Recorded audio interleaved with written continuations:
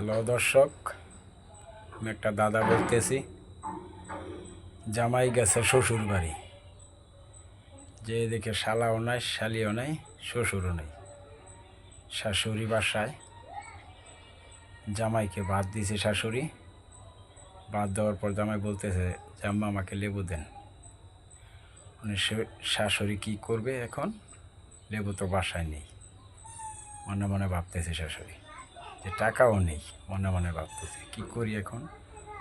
অবশেষ বলল যে জামাই তুমি বসো, আমি লেবু নিয়ে আসতেছি। তো লেবু আনতে গিয়ে শাশুড়ি 7টা নৌকা পার হতে হবে। 7টা নৌকা পার হতে হবে। তো প্রতিটা নৌকাওয়ালারে বলে গেছে যে আমি যা আনবো এর অর্ধেক তোমাকে দিব। এভাবেই 7টা নৌকাওয়ালারে বলে সে লেবু আনতে গেছে। লেবু নিয়ে এসেছে বাড়িতে, একটা লেবু নিয়ে আসছে।